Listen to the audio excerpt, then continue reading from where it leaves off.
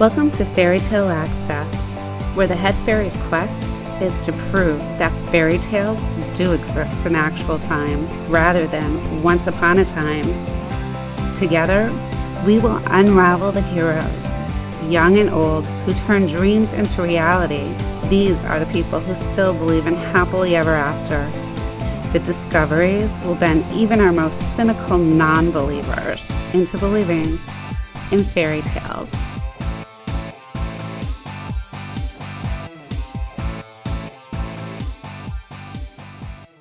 Hi, welcome to Fairy Tale Access. Today, my guest is a specialist in doll repair. Her name is Linda Wolin. Thank you for joining me. Oh, thank you for having me. My pleasure. So tell me a little bit about your business. How did you get started in doll repair? Well, it's funny because I was actually a bit of a tomboy growing up. And, I had a couple dolls and Barbies, but it was never a specialty for me. It wasn't a special interest. It's more as I was an adult. I had gone to an estate sale, and I found this wonderful little doll, Evelyn, Oh, for $10 at an estate sale. And her body was badly damaged, and I found a way to repair her and put a new body on her, and I was kind of really interested in her history. So I started researching dolls and different kinds of dolls, and then going online and buying dolls. Unfortunately, during this time, my father was ill, and everything kind of halted. So after he passed away, obviously I was grieving, so I needed to put a focus on my grieving. So I started to buy dolls, and I started to, clean them up and do their hair and fix them, and researching how to fix them and connecting with people who did doll repair, and learning on my dolls that I would purchase how to do composition repair, how to restring, and through trial and error.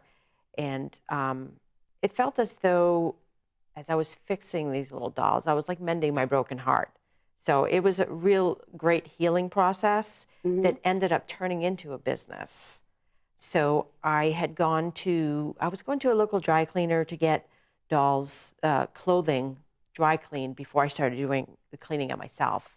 And the woman eventually asked me if I wanted to work for them repairing dolls, because they had dolls that had been through fires, and they were looking for a person because they were shipping their dolls out, and it was taking a lot of time. So I was right in town, so I started working for CRDN, doing restoration work, getting dolls back to their display condition after a fire. wow, that must be difficult. It can be. What about the smell? How does that come out? Once you clean, like some dolls, you actually have to take apart and clean inside, and to get the smell out. Some of it is over time and airing out. I did have one, there was a very bad fire in someone's home, and they had sent their doll, and they were so worried. They kept like calling and checking in on them, and they told them that I was a collector as well, and that their dolls were in good hands. So people felt comfortable knowing that I was a doll person. We're doll people. Young girls and even adult women get really attached to their dolls, don't you find? Oh, absolutely. It's a very sentimental thing. And, people will come to me to get their dolls repaired, and they're so afraid because they think it's going to cost so much money. And I don't. I make it affordable so everyone can have their childhood dolls. And, every doll has a little place. They have a little hospital bed and a blanket. They come with a little ID bracelet. Oh, So, that's great. yeah, it's really great. So Evelyn is the one who started it all. Say hi. Hi. Oh, Evelyn, you're adorable. Thank you. It's so nice to meet you. It's a pleasure. I'm going to go back over here. Who else did you bring for us? I brought, an all-time favorite. Her hairs came out of her little curl, but we all know Shirley Temple. Oh. She was many different types of Shirley Temples done. And this is, the little bit bigger than the Barbie size. So these were very, very popular, especially like in the 50s and 60s. So I have quite a few of these, and she's very cute. She's not wearing an original dress, but these and were she made looks by healthier than Ideal. Barbie. Yes, she has a rosy glow to her, and she's proportioned, and she even has little shoes on. Oh, they're So I adorable. love dressing the dolls. I do have a workshop in my barn that I completely restored, and all my vintage and antique doll clothes in there. It's pretty amazing. It's Wow. kind of like a shabby chic type of look, Victorian. It's, people walk in there and their jaws drop because like, oh my goodness, where'd you get all this So clothes? you're open to the public? I am. I am by appointment. Okay. Usually people will call me. I've done a lot of word of mouth and leaving my business cards different places, and other people will refer me. And, I'm getting a little bit busier. I'm getting nice and booked up for January, so I'm excited. And your website is lindasdolls.com. Is it Yes. spelled Lyndas and then dolls plural? Yes. .com. Yes. Yes. So they can get your number and information Yeah, there. all my information and contact information is on my website. So Do you take mail orders?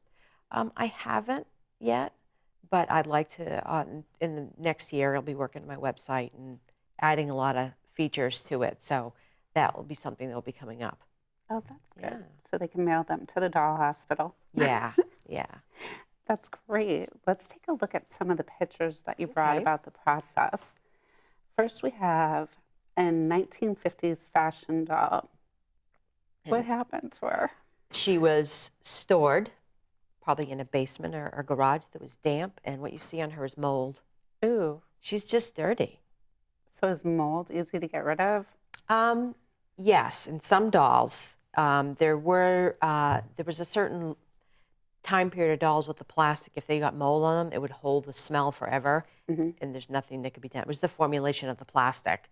So this one wasn't too bad, actually. She just looks a little scary. She looks pretty frightening. She was given to me by one of the receptionists at my daughter's school. There was a few moldy dolls in there, and I was very excited because these are my favorite to do. Because it's really? a challenge. Absolutely. Yeah. So is the next picture how she turns out in the end? Yeah. Yeah. Wow, she's beautiful. She's clean. She's buffed. I did not repaint her. You didn't have to repaint her? I didn't have to repaint her. I touched up some of her makeup on her face. Usually, always the lips. Usually, always need a touch up. But she turned out to be a really beautiful doll.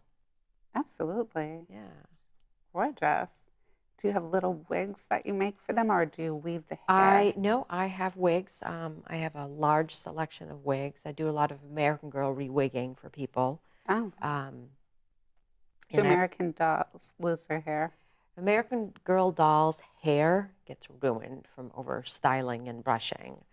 So little girls like to do that. Yeah, yeah, and it's nice that they know that, like, oh well, if I ruin the hair, I can just get new hair. So, whatever and the they wigs want. stay on pretty well. Yeah, yeah, they do. Yeah, so they it's kind of glued, cemented. It's glue. So I use just a plain tacky glue. I find it the easiest, and it doesn't, damage the doll or the wig. And doesn't so if they need run. it again, you can do it again. Absolutely, and I tell them that too. If the wig, if the wig gets, yucky again, just come back. We'll do it. And when I restring American Girl dolls, I guarantee my work. So if I've done a full restring on a doll, and like 2 weeks later the arm falls off, I'll repair that for free. I said no, that has to stay on. Yeah, obviously, that's blunt force. If you're swinging her over your head by, that's Right. a little different. But yeah, I usually guarantee my work for the restringing because I restring them tight enough so that they'll stay a while and people can enjoy them, pose them, and play them. So, yeah. Oh, that's great. You must make a lot of little girls really happy, and big girls. A lot of the big girls. I have mostly the grown women and their childhood dolls, and I did one for a gentleman. He brought his wife's childhood doll for restoration, and gave it to her as a gift at Christmas. And that was excited. She was so excited. So that's fun. That's great. Now, who's this? Ooh, yeah, she was in the same lot as our 1950s doll. This is a Tony doll, very famous for the hair setting. Oh. Do you remember the Tony dolls from the the 50s. No, I don't mean, remember them, but I'm sure I've seen them. But and I knew nothing of them as well, but they came with a set with little curlers. You could style their hair, and there was blondes, brunettes, and they came in all different sizes. So I was pretty excited to have this one and get her back to display condition. wow. She was restrung and cleaned, not repainted. Is this original outfits? No, but they're original to the time period. Oh, I try to keep it, if I don't have the dress that actually went with the doll, I will pick something similar and from that time period in the same materials. So what if the outfit is frayed and the outfit's just really old? Can you reconstruct an outfit for them? Sometimes I can. I'm not much of a sewer, but when it comes to repairing clothing, I actually have kind of a knack for it. Oh, Like the old antique lace outfits, bridal gowns. Sometimes I can really put those back together. great. Yeah, I've done some pretty amazing work. I'm like, wow, I can't believe I brought this back to life. So little tricks and tips, that don't always involve a needle. Mm-hmm. Sometimes there's adhesives and backings that you can put on it to make it somewhat original. So yeah, it works out good. Who's this lovely girl? This was a little lady that came to me. It's a little 1950s like walking doll, kind of like a saucy walker. I think her name is Susan, actually, if I remember correctly. And she had a little bit of sticky, oily skin, which was common with these types of dolls that had the hard plastic body and kind of like a plasticky rubber head. Oh. It's almost like the chemicals would bleed out into the face and get sticky. And there's really not a lot you can do about it. You just have to, keep at it and just keep wiping it and keep it clean and keep it away from moisture, obviously. So, well, she looks really smooth there. How did you get her back to smooth from sticky? I just cleaned her with a little bit of, warm soapy water and some of the special secret magic potion that I have at home. And I instructed the person who owned her what to do if the face became sticky again, so she would be able to maintain her and display her.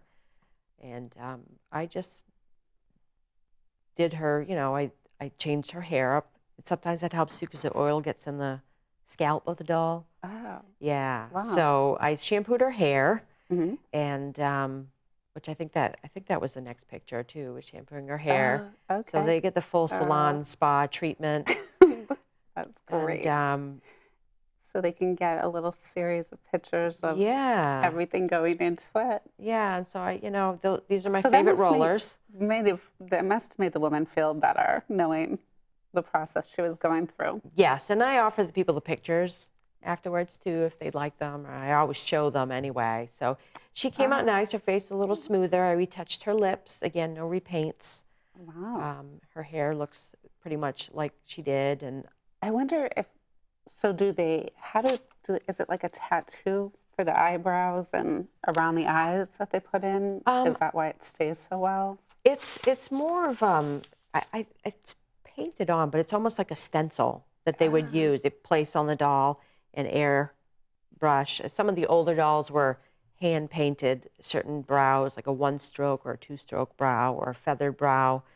But I think for the 50s dolls, there was a stencil they would just place over a doll. It was almost like a assembly line. Assembly line, yes. Fantastic. Yeah. Who's next?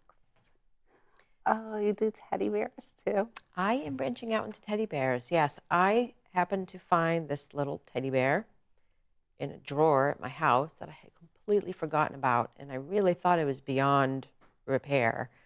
So I took it out one night and had a look at it and really saw how he was put together and how he was falling apart.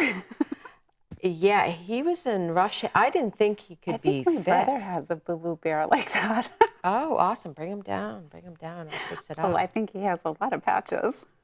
So I began, just kind of looking at it and realizing that there was almost like a doll form underneath it.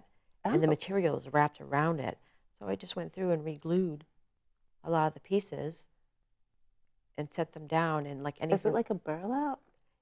It's almost it was a little velvety, a little bit. but it didn't take a lot of time, and Oh, it came back. I mean, cute. that's display condition. I didn't really change anything to it, so it doesn't take away from the value of the bear. Oh, wow. Yeah. He is very cute. So I gave that as a gift to my mother because she collects bears. Oh, She was that's happy. great.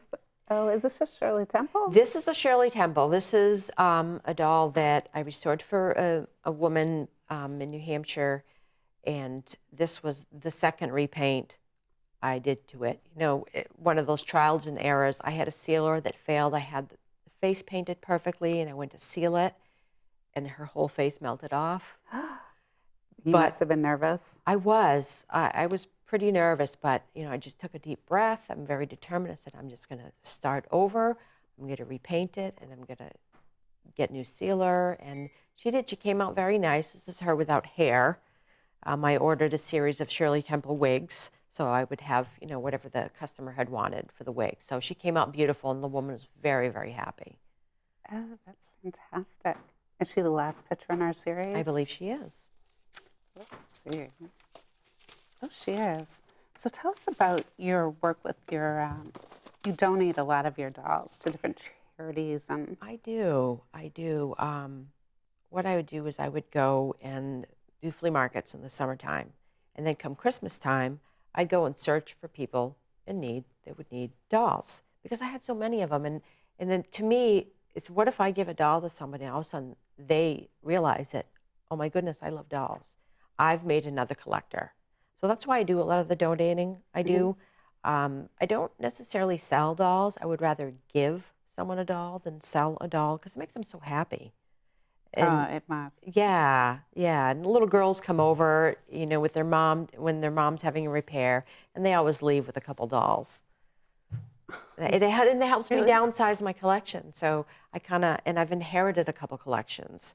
So from two separate people, one of the couples was from Claremont, New Hampshire, and they had that bad fire. And after I cleaned all those dolls, they decided they weren't going to be doing dolls anymore. And they gave me their entire collection. Wow. And that was so helpful. And they were like the nicest people ever. And it really helped to build up my inventory. And your addiction to repairing dolls. Yes, my addiction to repairing dolls. So there was a lot of wigs, a lot of clothing. There were dolls, some of the dolls that I had restored. So yeah, that was huge. And then I met up with another collector at a doll show who decided she only wanted to collect a different kind of doll and wanted to get rid of all the other dolls. She must have given me like 200 dolls. Wow. Yeah. And a lot of those, I kind of do like a one in, one out. For whatever doll I take in, I donate one. I just kind of try to do a one for one. So a lot of those baby dolls went out. I know I had given some to a local nursing home for the Alzheimer's patients. Oh, they must have loved that. They love their baby dolls, you know, and I think I gave them like 2 big like garbage bags full of them. Wow. You know, to keep on hand. Because usually if an Alzheimer's patient has a doll, they have a doll, and that's their baby. So, you know, when new people would come in, they could pick the baby that they felt good holding. So I think they're going to be all set for quite a while. So. Oh, that's fantastic. Tell us about this little cutie. This is a Cuppie. Cuppie. The Cuppies originated initially as an illustration. And it came, the maker was Rosie O'Neill, and she had a dream when she was, you know, younger, that little people were jumping on her bed, these little figures. And when she woke up in the morning, she immediately began to illustrate them. And they would write books, and these would be in the illustrations in the books, and eventually became a paper doll. And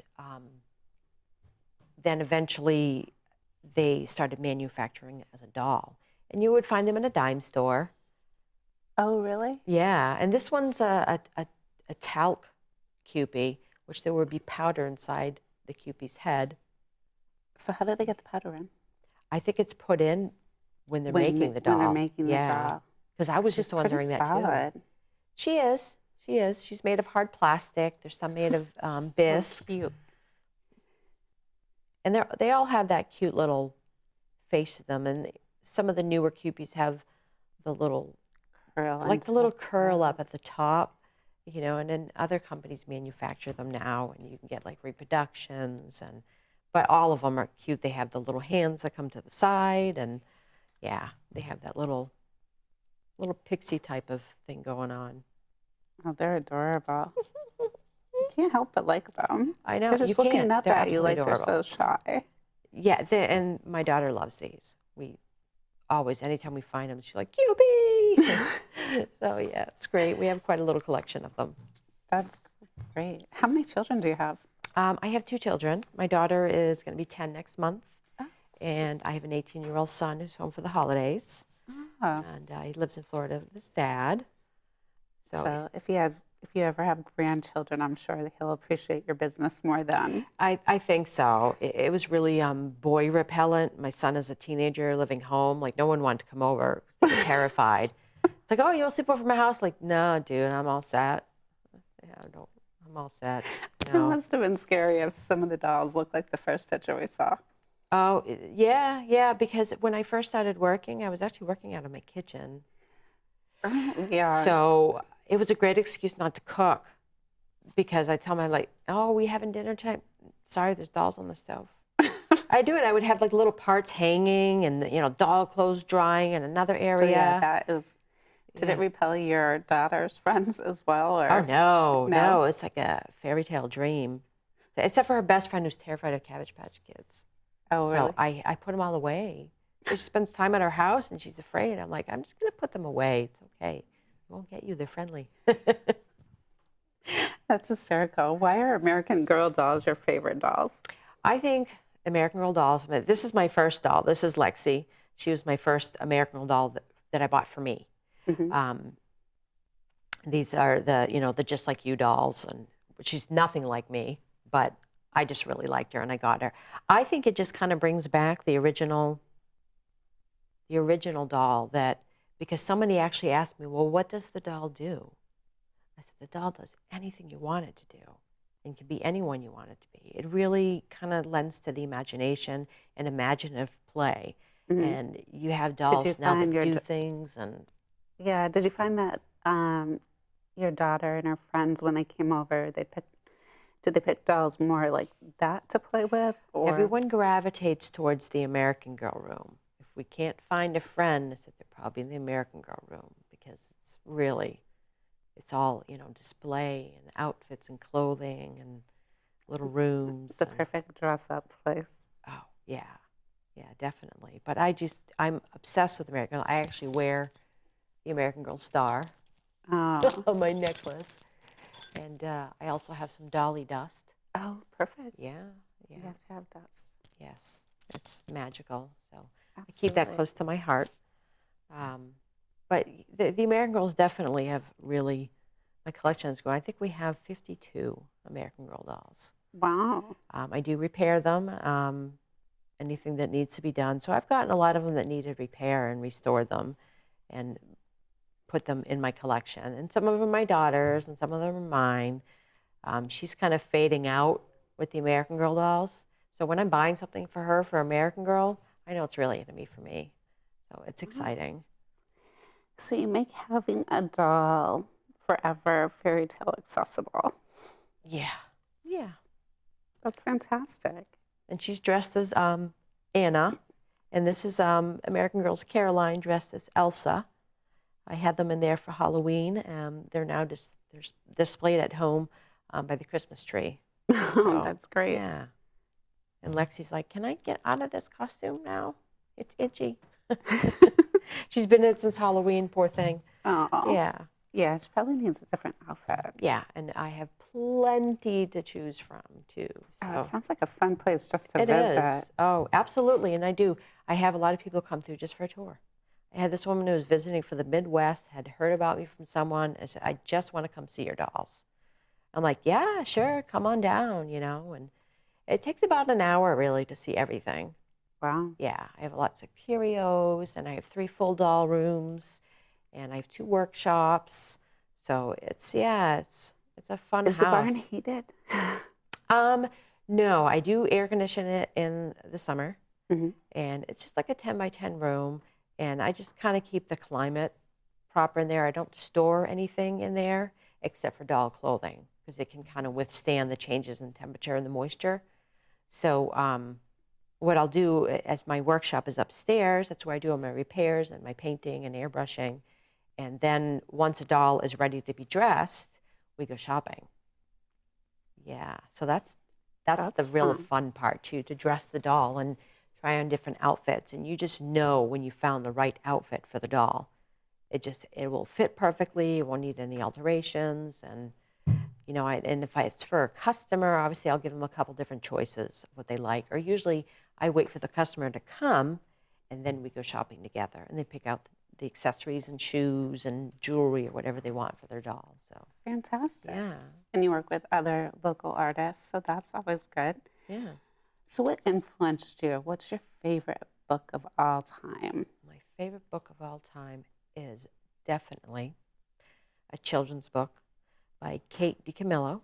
She's Mhm. won a lot of awards, Newbery, and it's The Miraculous Journey of Edward Tulane. And it's all about a China rabbit who was a gift to a young girl, and he was so, so special to her. And eventually, he wanted to branch out and go on a journey. So they were moving, and the China rabbit got lost. And the book tells about the whole journey of this China rabbit and how he eventually finds his way back home.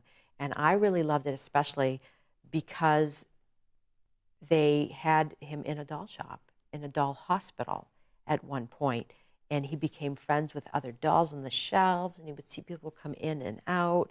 And it was a book that I just kind of picked up. I'm like, oh, this is cute. And I read it like all in one sitting. I laughed, I cried.